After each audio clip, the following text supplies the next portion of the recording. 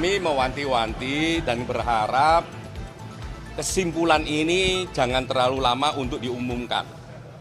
Ya, pertama-tama Kompolnas yang datang hari ini, saya, Khairul Anam sama Pak Gufron, sama-sama komisioner Kompolnas. Mengikuti sejak awal ya sampai terakhir ya. Terakhir ini artinya sudah ada pendalaman dan sebagainya, tinggal memang narik kesimpulan, walaupun masing-masing peserta gelar sudah memberikan pandangan, tinggal disusun. Lah, apa yang terjadi di dalam? Yang terjadi di dalam menurut saya, pertama, mekanisme yang dilakukan menurut saya sangat baik ya, kredibel. Masing-masing pihak maupun pelapor Dumas, terlapor Dumas dikasih kesempatan untuk menjelaskan apa yang menurut mereka penting untuk disampaikan. Ya, termasuk juga tidak hanya prinsipalnya, tapi juga ahlinya.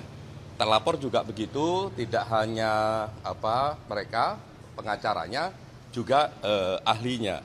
Di samping ahli dari masing-masing pihak, juga ada ahli dari Bareskrim tadi, terus juga ada dari Wasidik untuk menjelaskan bagaimana komposisi dan sebagainya. Sehingga dari segi proses kredibel.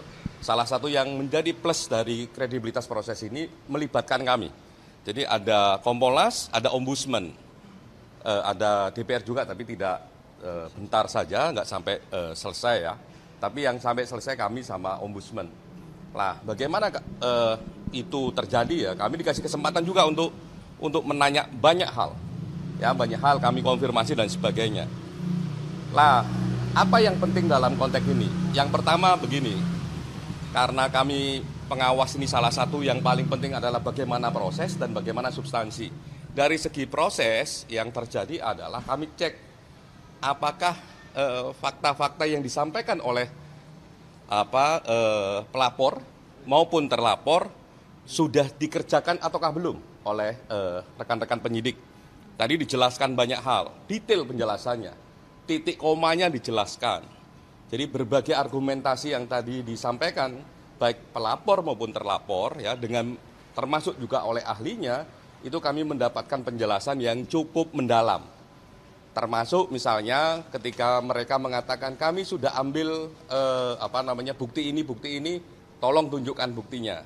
Kami sudah melakukan ini itu, mana administrasinya, ya mana dokumentasinya dan sebagainya, sehingga itu memberikan gambaran secara utuh bagaimana sebenarnya kasus ini. Termasuk tadi ada pihak UGM ya, UGM juga kami tanya, betul enggak berbagai peristiwa itu, betul. Yang kedua, yang nggak kalah penting adalah soal substansi ini, ya, yang ini jadi pertanyaan mendasar ya. Ini ada ijazah Pak Jokowi, bagaimana pembandingnya? Lah, bagaimana proses membandingkannya ijazah itu dengan ijazah yang lain? Lah, ternyata yang dibandingkan itu tidak hanya soal ijazahnya. Jadi ada beberapa pembanding ya, ada tiga pembanding, tapi sebenarnya banyak, tapi yang diambil 3 karena memang aturannya begitu. Lah, itu yang dicek pembandingnya tidak hanya soal ijazah, tapi soal semua berkasnya. Jadi ada kurang lebih 19 sampai 20 item pembanding di situ.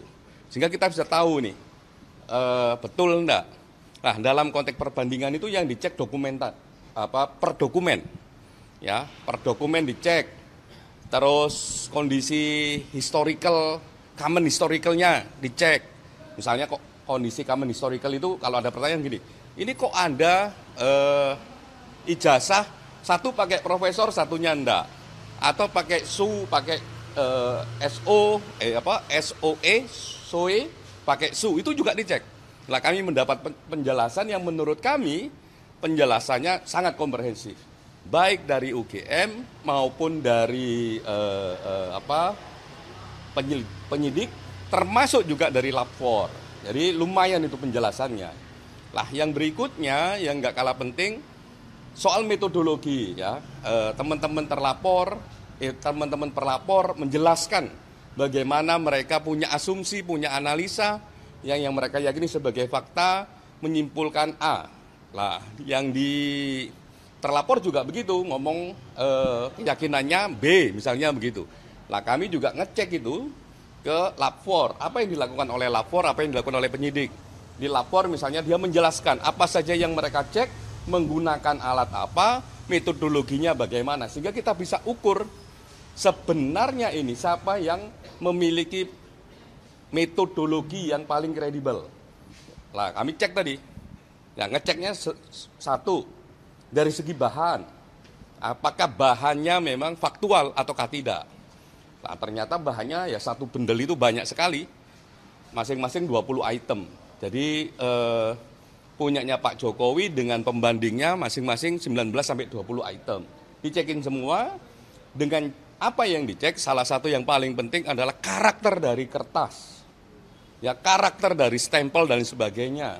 Karena itu memang benda fisik ya yang mereka pegang dan sebagainya. Sehingga dalam konteks seperti itu, ya sebagai satu proses metodologi, sebagai satu proses kerja-kerja penegakan hukum, kami mendapatkan gambaran yang kredibel. Yang berikutnya, apakah cara kerja kayak gitu bisa dipertanggungjawabkan? Bisa.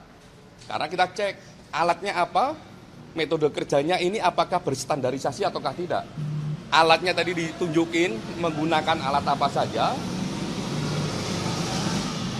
dan alat ini dipakai enggak di lapor yang lain. Nah, alat itu dipakai oleh lapor yang lain. Ya, artinya bisa diuji kalau alatnya itu. Kedua, apakah menggunakan satu standarisasi yang juga diakui secara internasional atau nasional? Ada pakai ISO. Sehingga memang dari segi metodologi itu lebih meyakinkan. Kami mendapatkan keterangan itu. Yang berikutnya yang nggak kalah penting adalah apakah misalnya begini, ketika proses proses dokumen itu terus ada satu dengan yang lain berbeda-beda misalnya, itu bagaimana penjelasannya? Itu juga dijelaskan. Termasuk oleh lapor, ya, oleh penyidik, tapi lebih banyak oleh oleh UGM. Misalnya begini, kenapa kok Anda skripsi ya yang belum ada tanda tangannya, itu dijelaskan. Dan itu terjadinya tidak hanya di satu dua skripsi, tapi banyak skripsi yang model kayak gitu.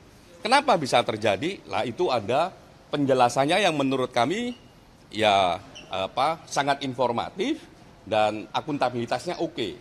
Ya, kredibilitasnya oke. Nah, itu tadi kami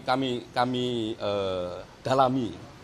Yang berikutnya yang nggak kalah penting kalau tadi kan su sudah, penggunaan profesor sudah, tanda tangan sudah, termasuk KKN dan sebagainya, mekanisme itu tadi kami mendapatkan penjelasan yang menurut kami dengan pendalaman cukup baik. Lah, kita bilang cukup baik karena di samping kami mendapatkan penjelasan, kami juga minta proses penjelasannya. Jadi kalau mereka ngambil barang dari UGM misalnya, ngambil bukti dari UGM, mana berita acaranya, mana dokumentasinya dan sebagainya. Termasuk juga mekanisme kerja di lapornya. Nah, itu kami semua mendapatkan itu dan prosesnya lumayan kredibel menurut kami. Nah, tadi juga ada ombudsman juga aktif, kami juga aktif.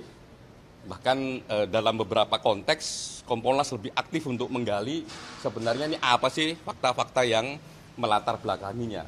Termasuk misalnya ada persoalan ini nilainya D. Wah, ini kok dia kok bisa lulus misalnya begitu. Kita tanya tadi. Karena kami cek ya di publik yang beredar apa, oh ini bisa nilainya D dan sebagainya, ada penjelasannya dan sebagainya. Dan menurut saya karena ada penjelasan dari otoritas UGM, ada kerangka SOP-nya dan sebagainya, ada aturan main yang dari UGM, ini kami anggap itu juga kredibel. Termasuk juga ada perbedaan tata letak huruf di dalam ijazah. Ya, tata letak huruf dalam ijazah itu kan juga dipersoalkan. Nah, kami juga nanya tadi, ini gimana kok Anda dalam satu dokumen, ada beberapa dokumen tata letak hurufnya kok berbeda. Ada yang agak mepet dengan simbol UGM-nya, ada yang agak jauh gitu ya, A-nya. Oh, itu ada penjelasannya. Dan dijelaskan dengan cukup baik, ya, dijelaskan dengan bukti cukup baik, dan menurut kami penjelasan itu masuk akal.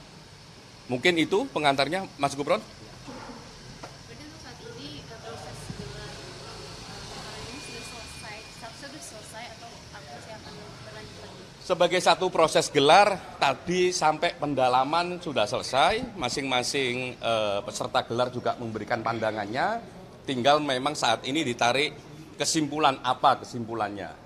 Gitu ya. Kalau dari kami, dari segi agak luas gitu ya, kayak tadi kita jelaskan, dari segi proses, dari segi substansi, dari segi administrasi, ya, termasuk metodologi, itu bisa dijawab dengan baik, ya, dengan akuntabel, dan kami dikasih kebebasan, bahkan tidak hanya kami, tapi juga teman eksternal yang lain, itu dikasih kebebasan untuk bertanya pendalaman lebih dalam. Lah, itu menurut saya proses yang kredibel dan penjelasannya bisa diterima. Karena kenapa bisa diterima?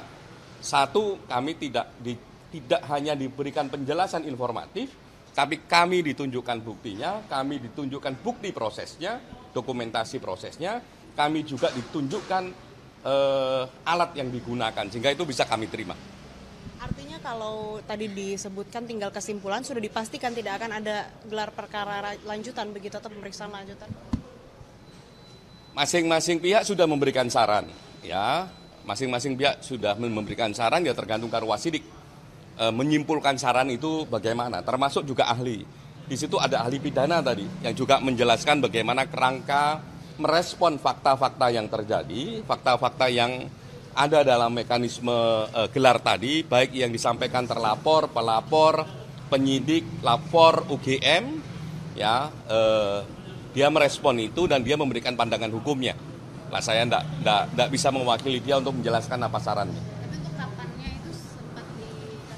Kami mewanti-wanti dan berharap kesimpulan ini jangan terlalu lama untuk diumumkan. Karena satu, prosesnya sudah baik ini. Ya, prosesnya sudah baik, masing-masing pihak dikasih kesempatan untuk menjelaskan apa yang mereka yakini, baik pelapor maupun terlapor, dan kami yang di eksternal juga dikasih kesempatan untuk menggali lebih dalam. Gitu.